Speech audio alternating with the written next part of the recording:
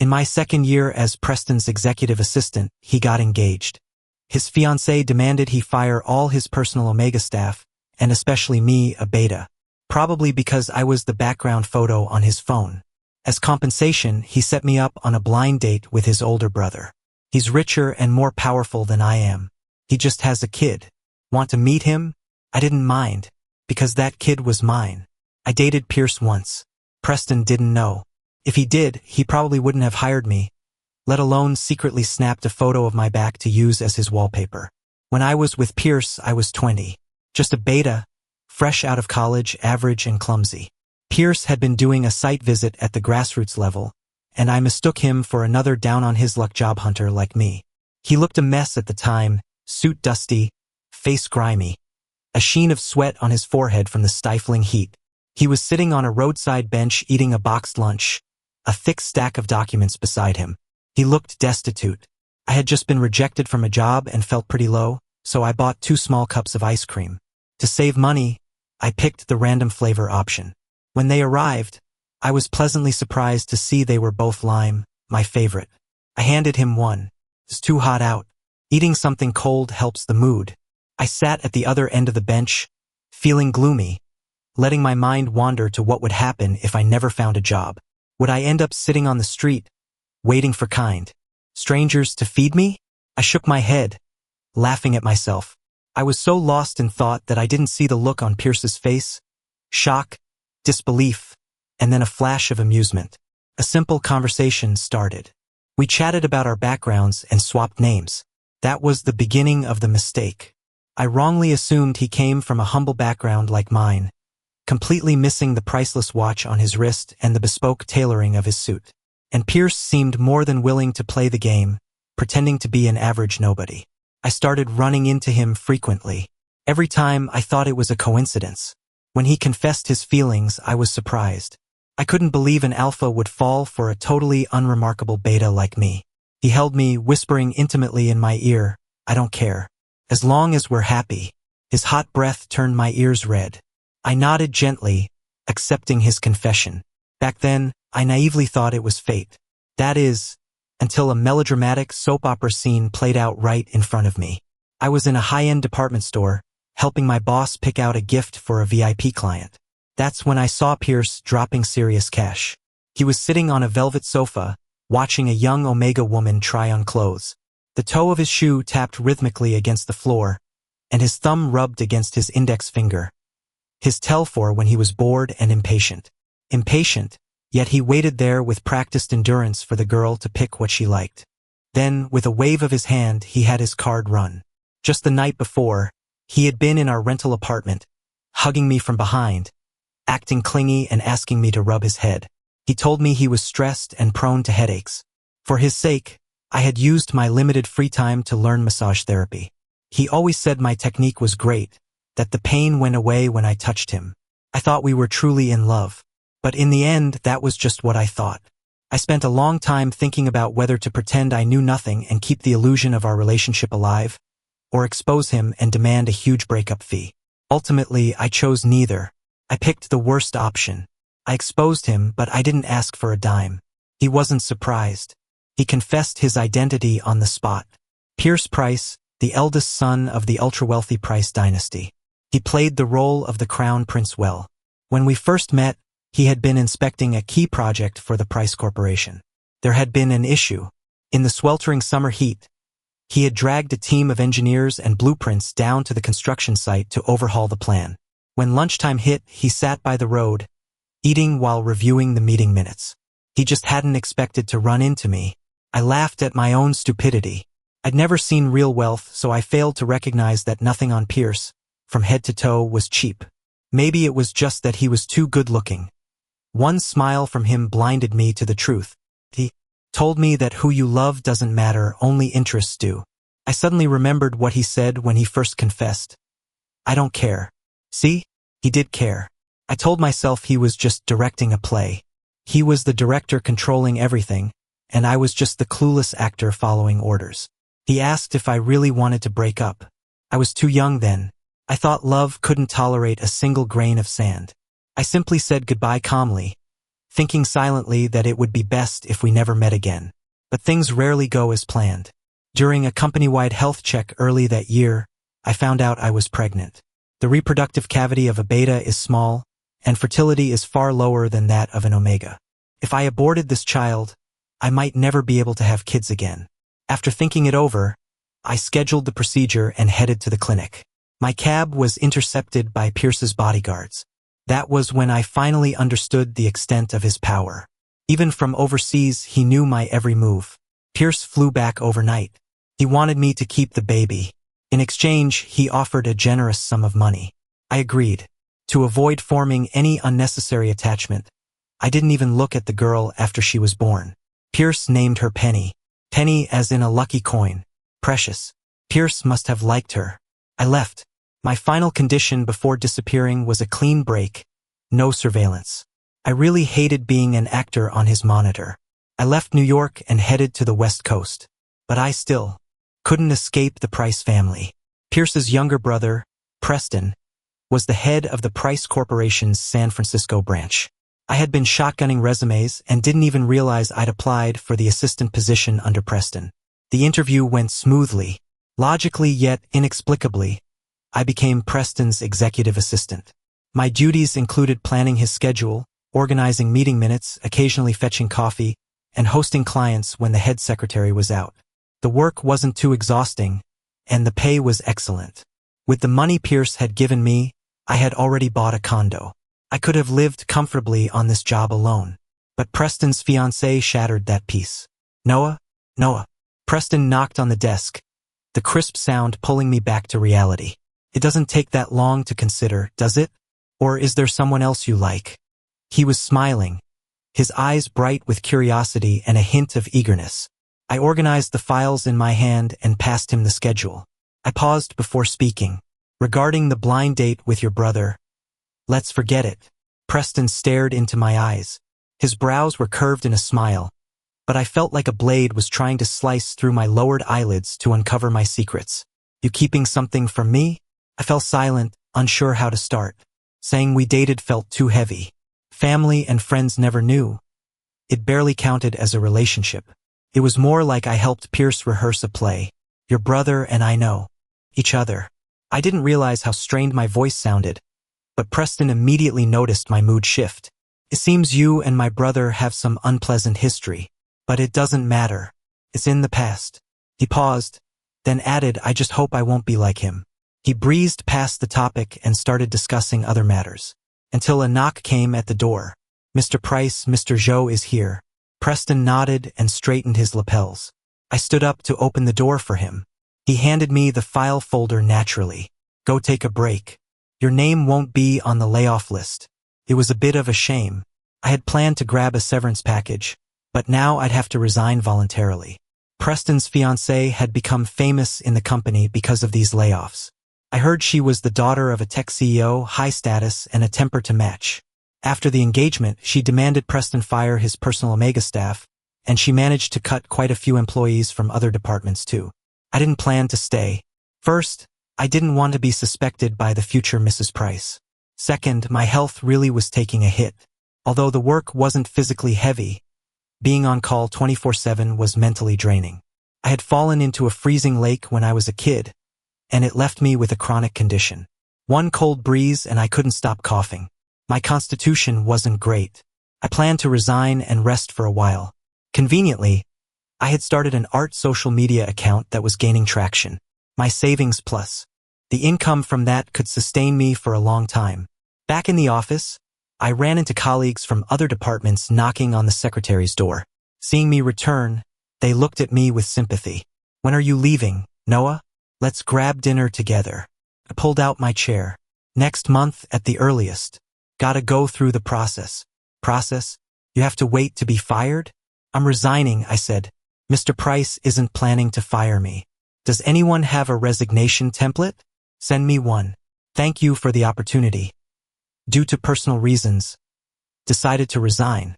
I hit send on the email, pushed the keyboard away, and took a deep breath. Suddenly, I remembered something Preston once mentioned casually. My brother hates kids, but he takes great care of Penny. He must have really loved her mother. I actually never knew how Pierce truly felt about me. Back when I worked in New York, I lived in a rundown old apartment complex. The tenants were a mixed bag, and security was practically non-existent. That was where I experienced being stalked for the first time. It was a winter night. I had worked late and was walking home while light snow dusted the ground. I didn't realize someone was following me until I entered the complex. To get to my building, I had to pass through a dark alley with no cameras. I didn't know what the stalker wanted, so I waited under a streetlight where I knew a camera could see me. I wasn't wearing a scarf, and the icy wind drove snow down my neck. Took out my phone and called Pierce. I didn't know if it was the cold or fear, but my fingers were shaking uncontrollably. He answered quickly, his voice raspy with sleep. "What's wrong?" I lowered my voice, my throat already tickling, unable to suppress a cough. "Someone is following me." There was a pause on the other end, followed by the rustle of clothes as he sat up. He sounded completely awake now, his voice gentle and reassuring. "It's okay. Don't hang up. I'm coming to get you right now." I stayed on the line, listening to his breathing as he moved. Only when the call ended did I hear the chaotic sounds of a fight nearby. The police arrived quickly and took the stalker away. Pierce walked toward me, wiping blood from his knuckles. When he reached me, his shadow covered mine, and then his embrace enveloped me. His coat held his body heat, and the faint scent of tobacco mixed with his signature oud wood cologne washed over me. I had once asked Pierce what his pheromones smelled like. He said oud wood. As a beta, I couldn't smell Pierce's actual pheromones, so he bought a matching perfume to wear. He wore it specifically for me. He lowered his eyes and kissed the top of my head. He took off his scarf and wrapped it around my neck. It carried his warmth and scent, and the cold seemed to vanish instantly. We walked side by side through the dim alley. He interlaced his fingers with mine, then tucked both our hands into his coat pocket. His hot palm warmed my frozen fingertips. Looked at his profile in the dim light, feeling like this was safety. In that moment, I truly felt loved. But while he could drop a fortune on a whim, he never offered to help me move to a better apartment. Chewing over old memories is like chewing on sugarcane pulp that you refuse to spit out. The sweetness is long gone. Only the useless fiber remains. Just like Preston said, to Pierce, I was just someone from the past. When he talked about interests, I clearly understood the gap between us. Arrogance was in his bones. He looked down on me. Dating me was just a game for a man in his position. He probably loved me the way one loves a pretty pet. Even if he didn't want it anymore, he didn't want anyone else touching it. That was all. It was Friday. The earliest I'd get a reply to my resignation was Monday. Work was over. I pulled my thoughts back, tidied my desk, and slowly began removing traces of my presence. Preston called on Sunday. He must have just landed. The background noise was loud. "Noah, what are the personal reasons in your resignation?" "My health isn't great. I want to rest for a while." He paused, his voice turning serious. "You're sick? Since when? Have you seen a doctor?" "It's nothing serious. Just feeling run down lately." He was silent for a few seconds before speaking again. "That might be for the best. Don't worry about work for your last 2 weeks. Just take care of yourself. I'll authorize a bonus for you." "Okay. Thank you, Mr. Price. Oh, one more thing," he added after a beat. "My secretary, Ms. Wu, is busy next week. Pick out a gift a little girl would like and come with me to New York next Friday." A little girl. I dazed out for a moment. "Understood, Mr. Price." It was my first time entering the Price family estate. Laughter echoed from the main hall. I carried the gift box, following behind Preston. Preston's fiancée was sitting on the sofa. She gave me a very strange look. I lowered my eyes, avoiding her gaze, set down the gift, and turned to leave. Unexpectedly, I locked eyes with a little girl on the stairs. She looked about 4 or 5, wearing a yellow dress. The man behind her had his eyes lowered. No yakit. He wore a shirt with sleeve garters on his upper arms, sleeves rolled up to reveal muscular forearms. He held her collar lightly with 2 fingers, steadying her. My heart suddenly trembled. The little girl stared at me, then suddenly bolted down the stairs. An elderly woman on the sofa opened her arms with a smile. "Penny, come to Grandma." "Penny." It was Penny. I averted my gaze and started to walk away, but my leg was grabbed tight. Children's hands are warm.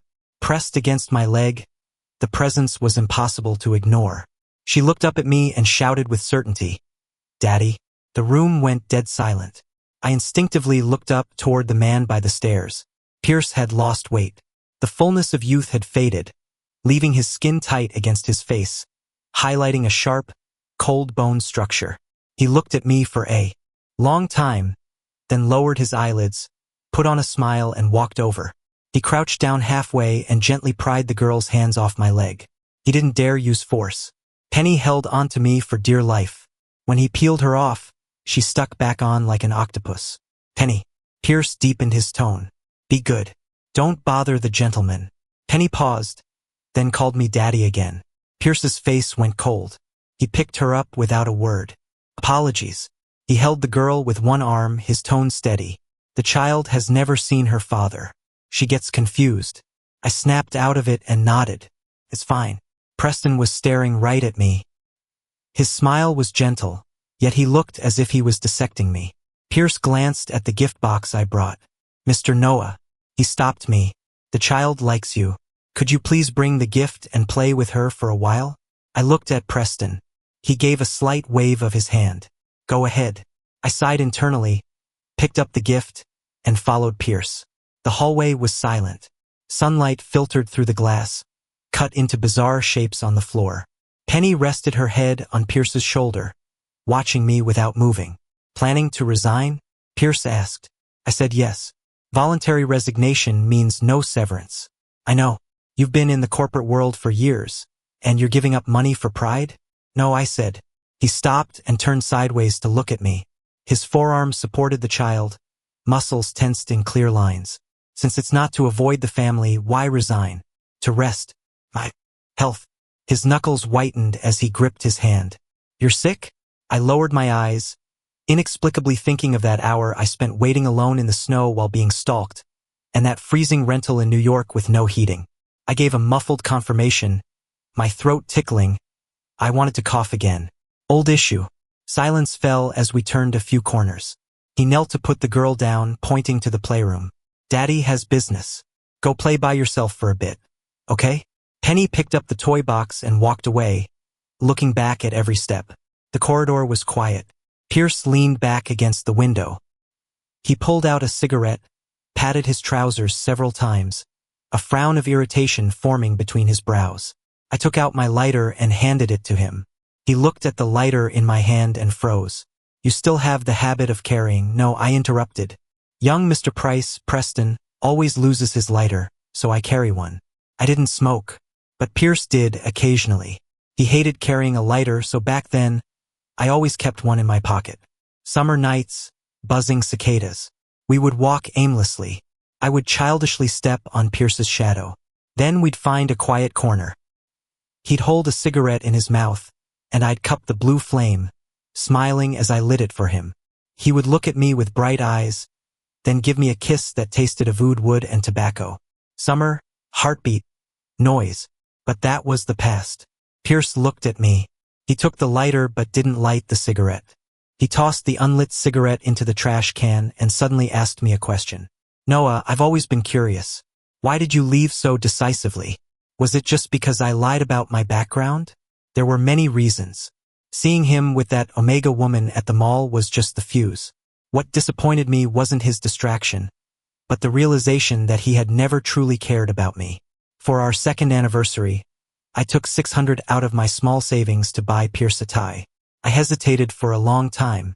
Spending $600 on a tie was unimaginably poor value for me. But a watch would be too cheap at that price, and belts or shavers were too generic. I wanted something that would stay with him. He wore suits often. A good tie works for many occasions.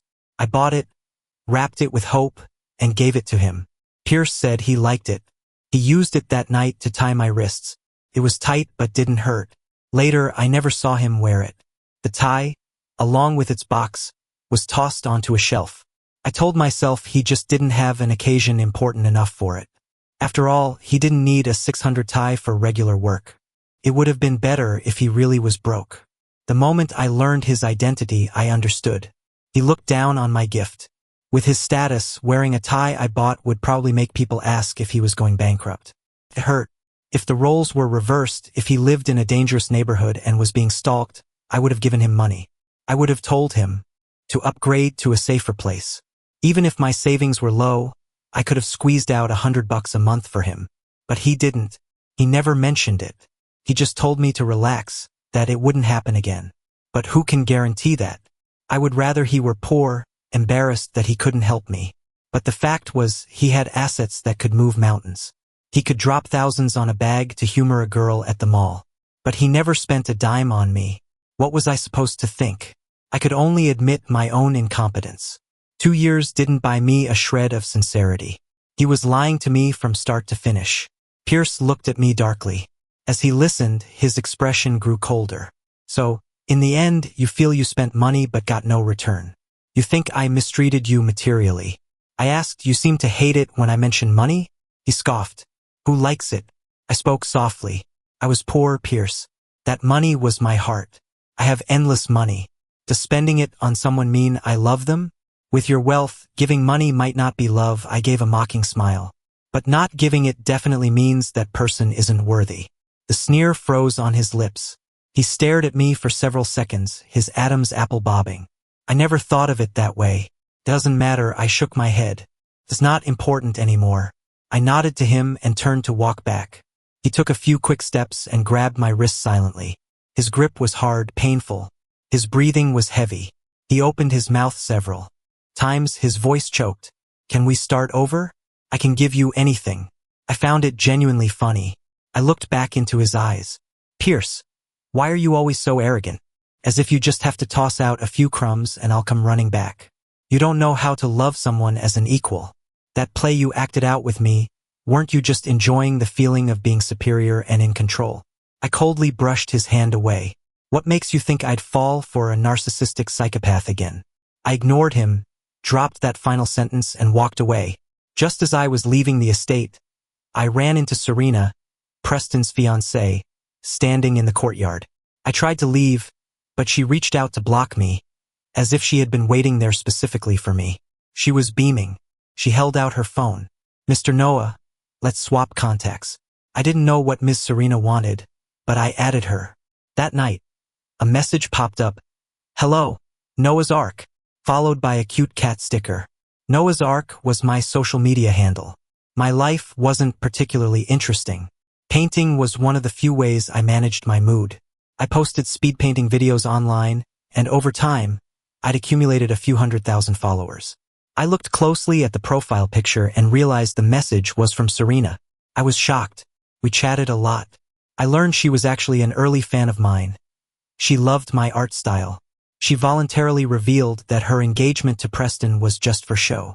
Preston already had someone he liked, and she didn't want to be a tool for a business merger. So they faked the engagement and planned to find a mild excuse to break it off later. As for the layoffs at Preston's company, the staff was bloated anyway. They just used her as the scapegoat. So, aren't you curious why I insisted Preston fire you? I thought about it and answered honestly, I don't know. Ugh, you're no fun. Yes, I ventured. My professional skills aren't up to par? Serena immediately got defensive. How can you say that about yourself? Please, you're capable and good-looking. She sounded so sure. I chuckled and shook my head. I'm not as good as you say. Yes, you are. You should be more confident. Then she pivoted to another topic. You know Preston likes you, right? I froze. I wasn't sure if he actually liked me or just found me pleasant to look at. A toy to tease.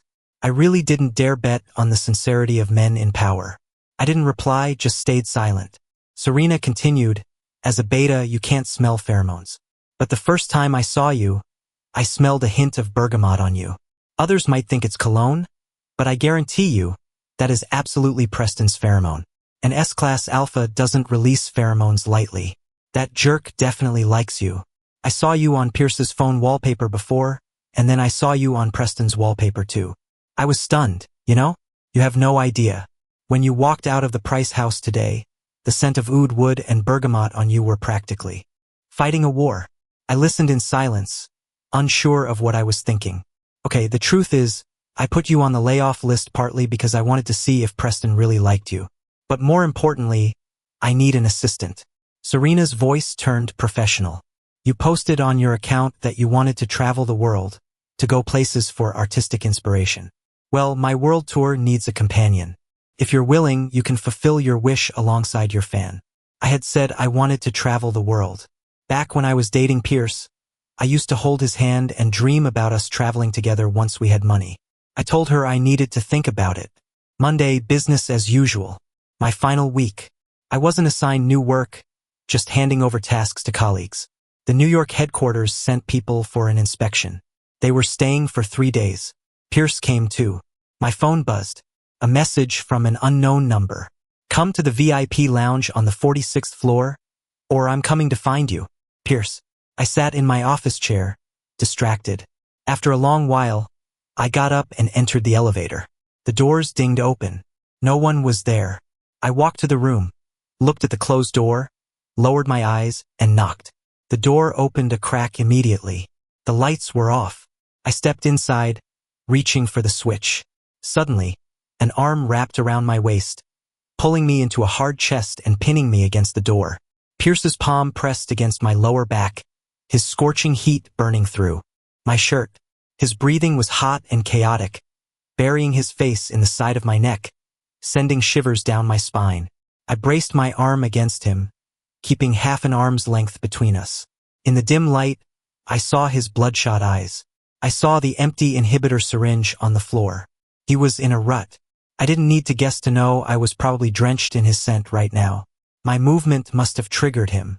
His hand reached into my pocket and found the lighter. Remembering what I said earlier, he suddenly spoke. You like Preston? I didn't speak. His breathing grew ragged, his joints cracking. He gasped for air. He pinned my hands above my head. He lowered his head, trying to kiss me. I turned my head to the side.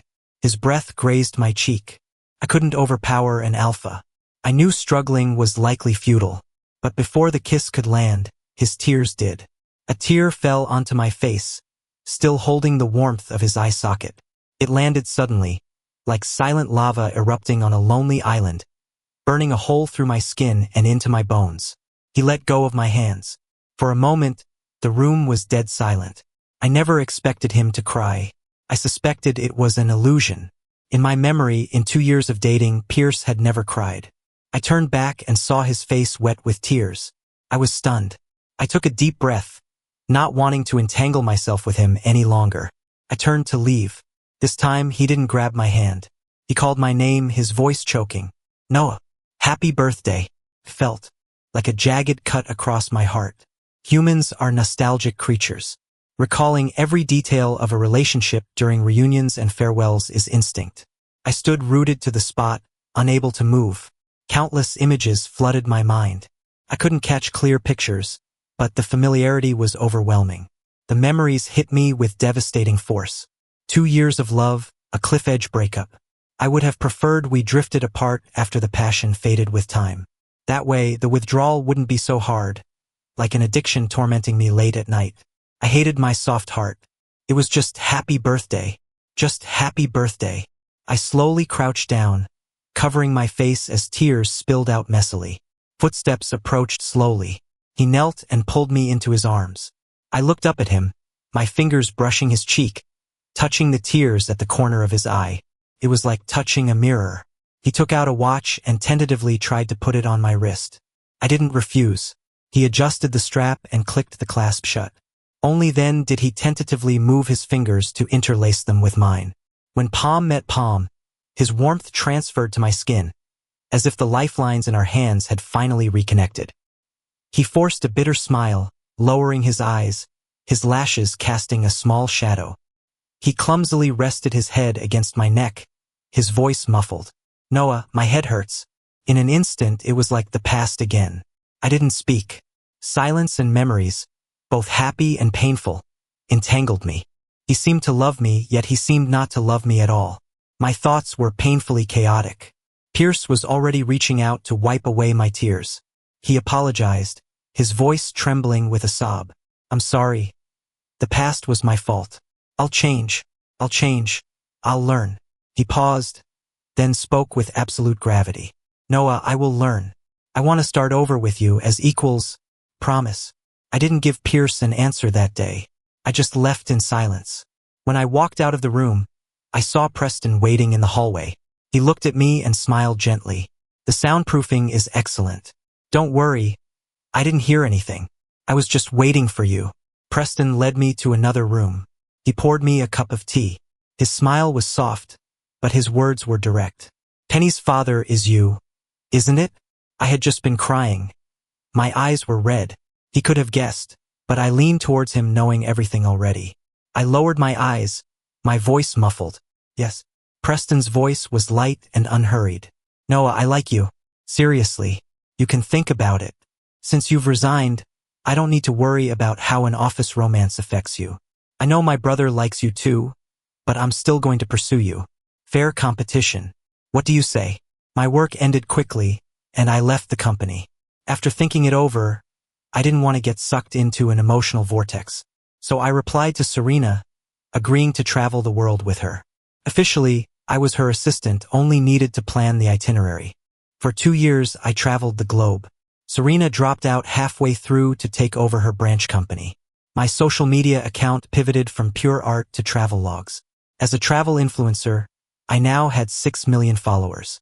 From Florence, the capital of culture, to the romance of Paris. From Santorini in Greece to Santa Claus Village in Rovaniemi, Finland. The Blue Lagoon in Iceland, the Swiss Alps. I went to many places, and my mind had never been clearer. Shortly after the trip started, I gained 2 new contacts in my phone. I shared my travel stories with them, and they told me about their daily lives. Every major holiday, I received 3 gifts. Aside from Serena's, the other 2 were invariably from Pierce and Preston. I posted my travel plans on my account. For the final stop of the journey, I decided to return to the east, to go to Tibet and witness their faith. The people in the region have a unique devotion. They pray sincerely, embedding it into every detail of life. They always singing of freedom, of all living things, of faith. I climbed the sacred mountain. Unsurprisingly, I saw that person. He walked toward me with a smile. His first words upon our reunion were, "Noah, long time no see."